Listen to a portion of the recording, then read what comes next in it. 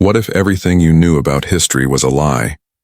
What if a signal from the edge of forgotten space revealed that the last human wasn't dead, but waiting? In this gripping sci-fi tale, a young alien defies orders, uncovers a buried past, and makes a discovery that could change the future of two civilizations forever. If you're new here, don't forget to subscribe to the channel and show some love by hitting that thumbs up. Now let's dive into this powerful and unforgettable story. Riva sat alone in the quiet control chamber of Outpost Saran 9, orbiting the cold outer planet of Pharos. The low hum of machines filled the space, blending with the soft beeping of her console. A young surveillance analyst barely into her third cycle on duty, Riva spent her shifts scanning the dark stretch of space, waiting for anything out of the ordinary. Most nights there was nothing, just empty signals, cold stars, and long hours. But tonight was different. A sharp ping broke through the usual rhythm. Her screen flashed red for a moment, then stabilized into a steady blip. Riva leaned in, narrowing her eyes. A signal was moving fast through the dead drift zone, a restricted region that hadn't seen traffic in over 100 years. Curious, she ran a diagnostic. The signal wasn't a rock or debris, it was controlled, patterned, deliberate. Her fingers danced across the controls as she magnified the image. The outline of a vessel formed on the screen. It was old, shaped unlike anything she'd ever seen outside of archives. Her heart began to race as she flipped through the military registry, searching for a match. Within seconds, the system brought up an old file: class designation, Helianth, origin, Earth fleet, status, destroyed during the final battle of the Sol War. Riva stared, blinking in disbelief. Human. The ship was human, but that couldn't be right. Everyone knew the humans were extinct. The Sol War had ended over 300 years ago and Earth had vanished from the stars. Her people, the Aldari, believed humans had fallen into ruin. Too violent, too chaotic, their own destruction sealed by arrogance and endless war. That was the official story. That was the history she had learned in school. Her pulse quickened. Was it a ghost, a malfunction, or had something survived? She turned in her seat and called to her supervisor, Commander Malro, an older officer with a deep voice and a deeper skepticism for anything that interrupted his evening tea. He ambled over, half interested, his large hands tucked behind his back. Malfunction? He said, glancing at the screen for barely a moment. No, sir, it's not. The ID code is verified. This is a match to an Earth ship. It's called the Helianth, Riva said, trying to keep her voice steady.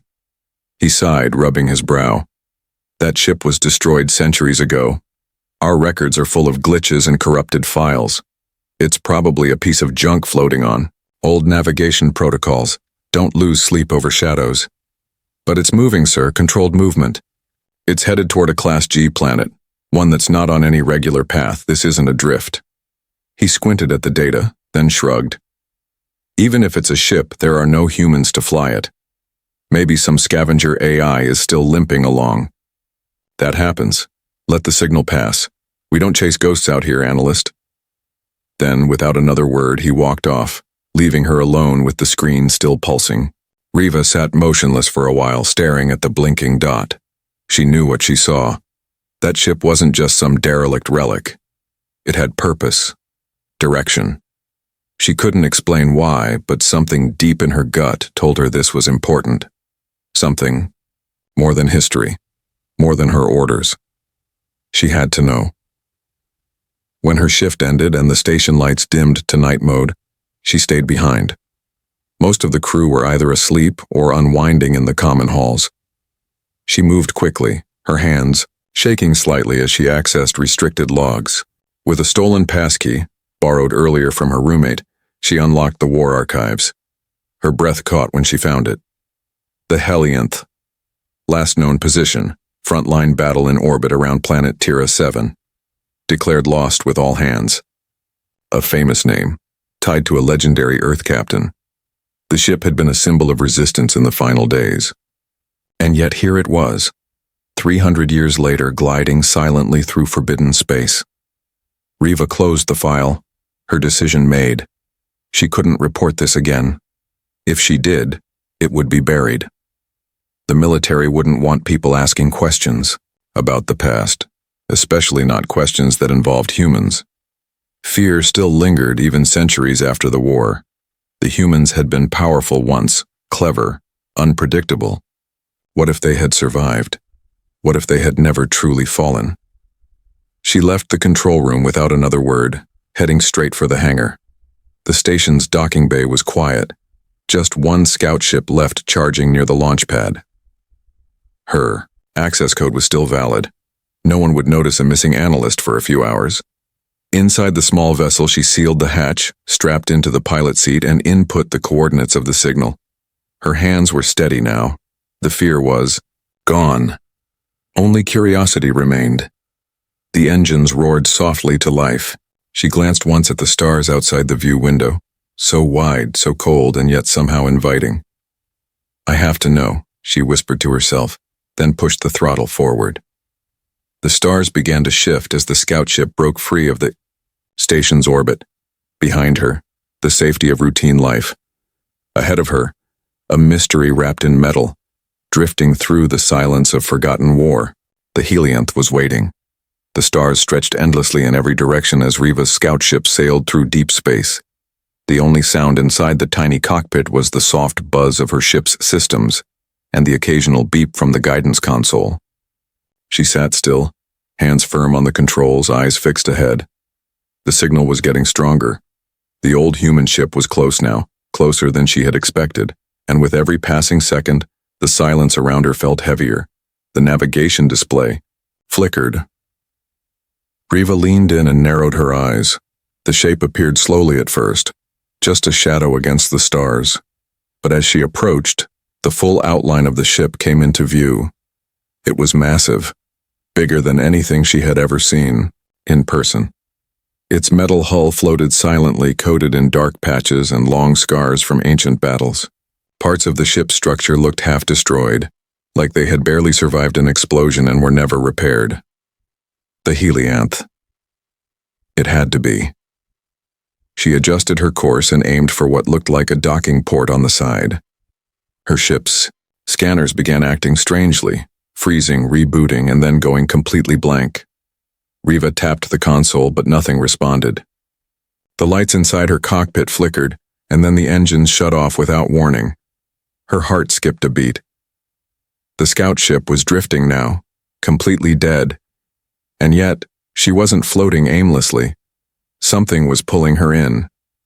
The docking, bay doors on the helianth groaned and opened slowly, like the ship had sensed her approach. It was impossible. There was no way the systems on that old wreck were still functioning. But the scout ship was moving, sliding forward like it was being reeled in by invisible hands. Riva gripped her seat tightly.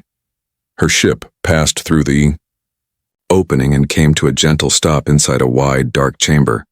The docking doors closed behind her with a loud clang, sealing her in. For a few moments, everything was quiet. No lights, no sounds. Just her own breath, heavy and nervous inside the helmet of her flight suit. Then, slowly, dim lights flickered to life across the hangar. Faint and pale, like the last glow of a dying star. The airlock systems hissed. A green light blinked. Oxygen levels were just within safe range. Riva opened the emergency hatch and stepped out onto the floor of the ancient ship. The metal beneath her boots felt cold and brittle. Dust floated around her like thin smoke, undisturbed for centuries. The air was stale but breathable, thick with the scent of rust and oil.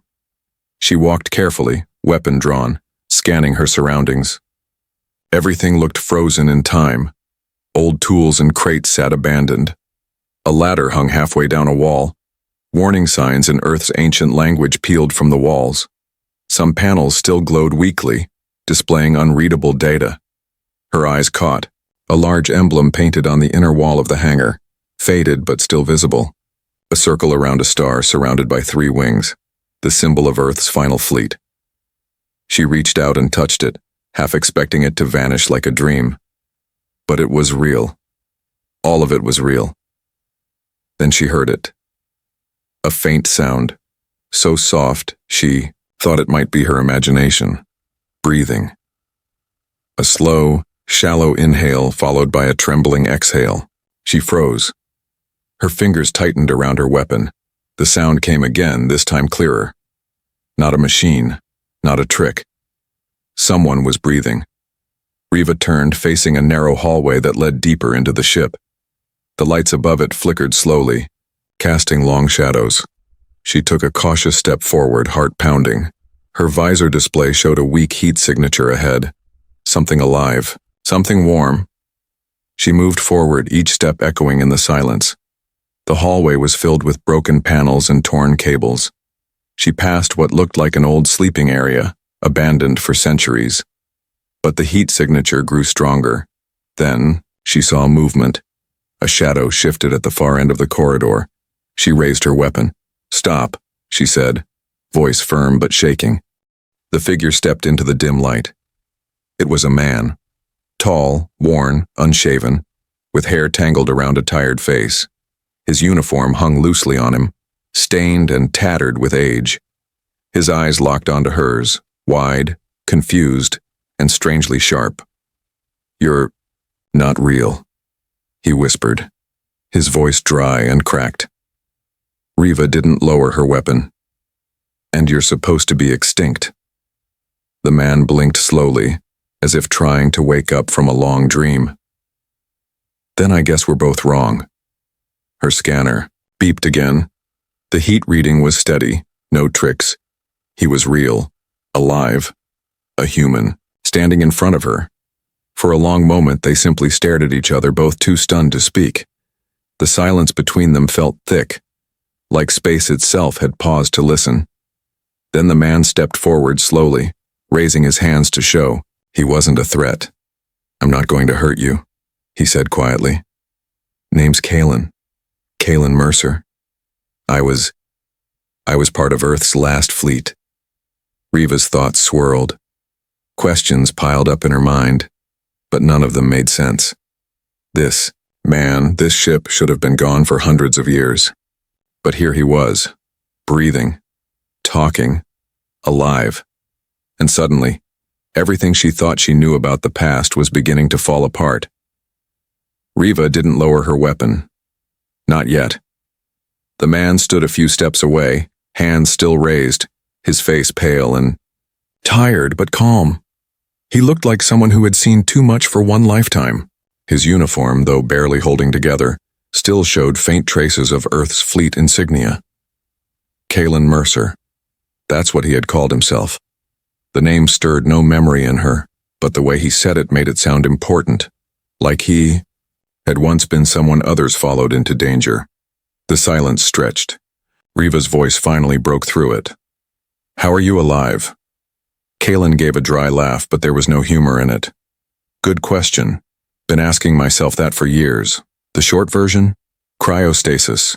Ship emergency protocols kicked in during the last battle. Next thing I knew, I woke up and everything was gone." She stared at him, confused. "You've been asleep for 300 years? He nodded slowly. "More or less. It wasn't meant to last this long. The systems were only built to hold for a decade, maybe two. But something kept me alive. Probably the ship's AI, or maybe dumb luck." Riva finally lowered her weapon, though she kept it in her hand. Her mind was racing. Everything about this defied what she'd been taught. The humans had lost the war. Earth had been reduced to ash. There were no survivors. That's what her people believed. That's what their history said. "I need answers," she said, stepping closer. "This ship, it shouldn't exist." "You shouldn't exist?" Kalen's eyes grew distant as he turned and began walking slowly down the hallway. "Then follow me. Maybe the ship will give you more than I can." She hesitated, then walked after him. The corridors of the Helianth were silent except for their footsteps and the occasional creak of old metal. Dust floated in the air, weightless and forgotten. Riva kept glancing around, half expecting some hidden danger to jump out. But nothing came. Just memories trapped in steel. They entered what had once been a command room. Screens lined the walls, most of them dark. A few flickered weakly, showing fragments of old data, ancient logs, and a still active emergency power system. Kaelin moved to one of the terminals and tapped the control panel. It blinked, then responded. She's still got some life left in her, he muttered. Riva leaned in. The logs on the screen dated back to the final hours of the war. Images flashed.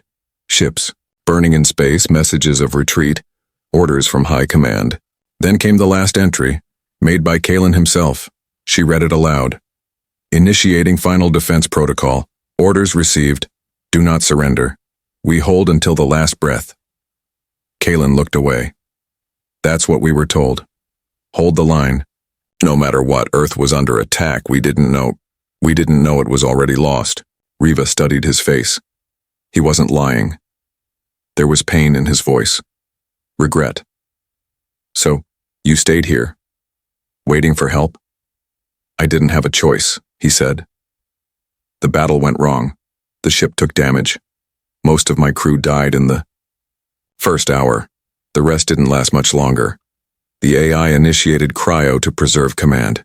Preserve me. Riva frowned. But why? Why keep you alive? Kaelin shrugged. Maybe the ship hoped someone would come. Maybe it couldn't accept the "Vavas over." They stood in silence for a moment. Then Riva spoke softly. Your people were labeled dangerous. Our elders said the humans burned their own world with greed and violence. Kaelin chuckled bitterly. Not entirely wrong. We had our flaws. Plenty of them. But we also had hope, art, dreams, families. Not everyone was a soldier. Not everyone wanted war. Riva sat down at the edge of the terminal desk. Her mind struggled to hold everything she had seen. The world thinks you're all gone. A legend. A warning. And yet, Kaelin said, tapping the console, I'm still here. And so is this ship. Suddenly, a soft beep came from the terminal. A new file had appeared, flashing with a yellow icon. Riva leaned forward. What's that? Kaelin stared at it, confused. It's not from me. She opened the file. A scrambled video clip played, distorted audio and flickering images. But buried beneath the static was a repeating message. This is Earth Colony 9. Broadcasting distress. Survived Sol War. Need assistance. Repeat. This is Earth. The message looped again, garbled but clear enough to be understood. Riva's heart jumped. It's a beacon. Someone out there, they're still alive. Kaelin's eyes widened. I thought we were the last.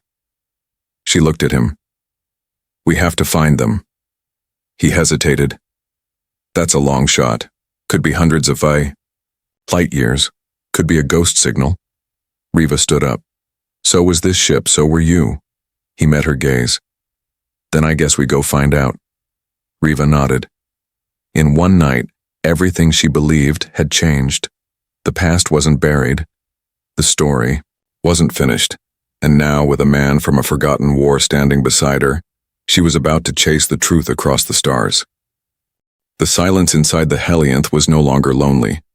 As Riva and Kaelin stood side by side in the dim light of the command room, the faint echo of a message from Earth Colony 9 repeated in the background. Static crackled between the words. But there was no mistaking the meaning. Somewhere, somehow, humans had survived. The war hadn't ended in total destruction like everyone believed. The truth had been hidden, lost in time and space. Kaelin stared at the screen as if he couldn't believe what he was seeing. His hands trembled slightly. That signal. It's real. I recognize the format. It's old Earth tech, but newer than my time. They survived after us. They really did. Riva felt a chill run down her spine. For so long, humans had been nothing but a warning tale in her world. A race that had burned itself out, vanished in its own violence. But this changed everything. The message was dated almost 100 years after the supposed end of the Sol War. That meant history had been rewritten, either out of fear or control. She turned to him, eyes sharp. "Can we trace the signal's origin?" Kalen moved quickly, to the controls. His movements were slow and stiff. 300 years in stasis had left its mark, but his mind was still sharp. He worked through the navigation system, pulling old charts and matching the signal's trajectory. After a few tense minutes, he pointed at a star cluster on the screen. "There," he said. "That's where it's coming from. It's a quiet system. No known colonies in current records. We used to call it the Hollow Reach. If they're hiding, that's a good place to do it." Riva didn't hesitate. "Then we go." Kalen looked at her, eyebrows raised. "You're willing to risk everything for this?" "I left everything behind the moment I followed this signal," she said. "Now I need to see it through." They moved fast. Riva's scout ship was still powerless, so they worked together to restart the Helianth's old systems. The process was slow, but piece by piece the ancient warship came alive. Lights brightened, engines groaned back to life, and corridors that had slept for centuries began to hum again. As they prepared for launch, Riva received a message from her home outpost. Her unauthorized mission had been discovered. The message was cold and official: return immediately or be marked as a deserter. She stared at the screen, then deleted the message without replying. She had seen the truth. She couldn't go back to silence and lies. When the Helianth finally lifted from the drift, the stars stretched before them like an open road. The journey would take several days at the ship's best speed, and much of that time passed in quiet conversation. Kalen told her about Earth, its cities, oceans, art, and stories. Riva listened with a kind of awe, realizing that what her people had feared was not just power or war, but the spirit of something too free to be controlled. On the 5th day, they reached the Hollow Reach. The signal grew stronger, clearer, more urgent. A planet appeared in the distance, small with 2 moons and a glowing atmosphere. As they entered orbit, Riva saw shapes on the surface: buildings, green fields, and lights. A human colony. Kalen stared in disbelief. They made it. They actually built something. Riva scanned for a landing zone, but just as she was preparing the descent, alarms blared. Several ships were approaching fast. Sleek, dark vessels, nothing like the human tech. Her eyes narrowed. "Aldari military patrols," she said grimly. "They must have followed my ship's trail." Kalen tensed. "If they find the colony, they'll destroy it." Riva finished. There was no time to think. She activated the Helianth's last functioning defense grid. The old ship wasn't built for speed anymore, but it still had weapons. Riva and Kalen worked together to hold off the patrols, buying time for the colony to hide or activate its own defenses. Explosions rocked the hull. Sparks flew from the consoles. One enemy ship burst into flame and spun off into space, but the Helianth was breaking apart. The old engines couldn't handle the stress. The power core was overheating. Kalen grabbed Riva's arm. "You have to get to the colony. Take the emergency pod." "What about you?" she shouted over the alarms. He shook his head. "This ship kept me alive long enough to see this, but I won't make it down there. You will. Go. Tell them we're not gone." Riva didn't want to leave him, but the look in his eyes told her it was the only way. She ran to the escape pod and sealed the hatch. Through the small window, she saw Kalen standing tall on the bridge, just as the Helianth began to tear apart. The pod launched, streaking toward the planet below. She landed in a field not far from the colony walls. Humans rushed to greet her. Real humans, young and old, staring in amazement at the figure stepping from the sky in an alien flight suit. "I bring news," she said, voice steady. "From the stars, from a ship that never died, from a man who remembered everything." Years later, stories would be told of the day the truth returned to Earth's children, of the Aldari who broke the silence, of the man who stayed behind. And high above them, in the dark quiet of space, the final echo of the Helianth drifted like a ghost, forever part of the stars,